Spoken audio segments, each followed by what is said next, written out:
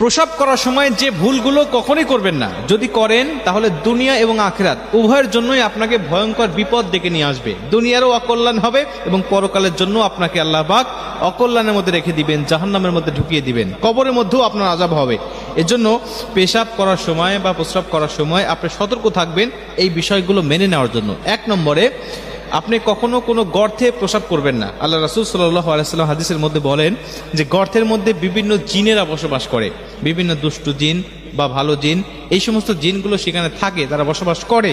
কিন্তু যদি তাদের অজ্ঞাতসারে তাদের শরীরের উপরে এই নাপাকি তোমার পেশাবটা পড়ে যায়, যদি সে ভালো জিন হয় তাহলে তোমাকে ক্ষমা করে দিবে, তাহলে তোমাকে কিছু বলবে না। কিন্তু সে যদি হয় দুষ্টু জিন, মানুষের মধ্যে যেমন ভালো মন্দ আছে, জিনদের মধ্যেও ভালো মন্দ আছে।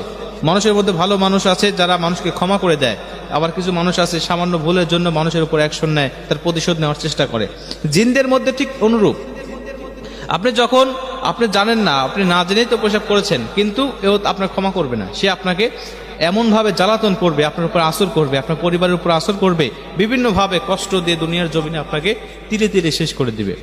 এজন্য আল্লাহ রাসূল বলতেন যে গর্তে তোমরা কখনোই প্রস্রাব করবে না, একটু সেফে ঝোর ঝাপে, মানে মানুষের আড়ালে তোমরা প্রস্রাব করার চেষ্টা করবে।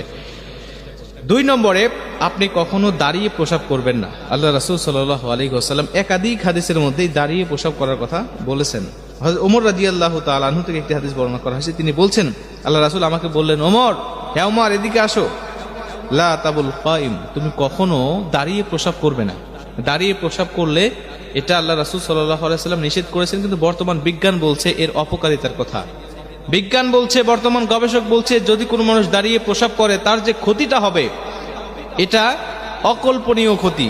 আল্লাহ রাসূল সাল্লাল্লাহু আলাইহি ওয়াসাল্লামের হাদিসগুলো বিজ্ঞানরা প্রতিগুলোই এখন গবেষণা করছে, প্রায় হাদিসগুলো গবেষণা করে দেখছে যেটাতে আল্লাহ রাসূল করতে বলেছেন এর মধ্যে কল্যাণ আছে, যেটা নিষেধ করেছেন এর মধ্যে অকল্যাণ রয়েছে। দাঁড়িয়ে যদি আপনি প্রস্রাব করেন, আপনার শরীর নোংরা হওয়াটাই স্বাভাবিক, আপনার শরীরে নাপাকি লেগে যাবে। আর নাপাকি যদি আপনার শরীরে লাগে তাহলে তো আপনি বুঝছেন নাপাক হয়ে যাচ্ছেন, নামাজ পড়তেছেন, রোজা রাখতেছেন, বিভিন্ন আপনি তাসবিহ তাহলিল বিভিন্ন ইবাদত বন্দেগী করতেছেন নাপাকি অবস্থায়। আল্লাহ না করুক যদি এই নাপাকি অবস্থায় আপনার মউত আপনার হয়ে যায়, মালাকুল মউত আজরাইল আপনার নিকটবর্তী হয়ে যায়, নাপাকি অবস্থায় আপনার মৃত্যুটা হয়ে যাবে। আর ওই সময় আপনার ঈমানের সাথে মৃত্যু বরণ করা বড় কঠিন, কষ্টকর হয়ে যাবে। মুসলমান ভাইরা আমার, এই জন্য আল্লাহ রাসূলের প্রতিটা হাদিস সর্বসময় মেনে নেওয়ার চেষ্টা আপনি করবেন। 3 নম্বরে আল্লাহ রাসূল সাল্লাল্লাহু আলাইহি ওয়াসাল্লাম বলেন, পেশাব থেকে সবসময় তুমি পবিত্রতা থাকার চেষ্টা করবা। এ মুসলমান, আমরা অনেক মানুষ আছি এরকম, পেশাব করার পরে ঢিলা কুলুপ ব্যবহার করার কোনো তাওয়াক্কা তো করে না, অনেক মানুষ পানি পর্যন্ত ব্যবহার করে না। মুসলমান, এই কাজগুলো যদি কোনো মানুষ করে, আল্লাহ রাসূল সাল্লাল্লাহু আলাইহি ওয়াসাল্লাম বুখারীর বর্ণনায় বলেছেন, আমি 2টি কবরের পাশ দিয়ে যাচ্ছিলাম হেঁটে হেঁটে, হঠাৎ তাকিয়ে দেখি, আল্লাহ রাসূল সাল্লাল্লাহু আলাইহি ওয়াসাল্লাম বলেন, আমি লক্ষ্য করে তাকিয়ে দেখি, ইন্নাহুমা লা ইউআযিবান, 2টি কবরের মধ্যে আযাব হচ্ছে। আমি দাঁড়িয়ে গেলাম, সাহাবীদেরকে বললাম, সাহাবী 2টি খেজুরের ডাল আনো। একটি খেজুরের ডাল আনা হলো, আমি মাঝখান দিয়ে ভেঙে নিলাম, 2টি খেজুরের ডাল 2টি কবরের মধ্যে গেড়ে দিলাম। আল্লাহ রাসূল বলছেন, আমি আশা করি এই 2টি ডাল যতদিন শুকিয়ে না যাবে ততদিন পর্যন্ত এই 2টি কবরের মধ্যে আল্লাহ পাক শাস্তি হালকা করে দিবে।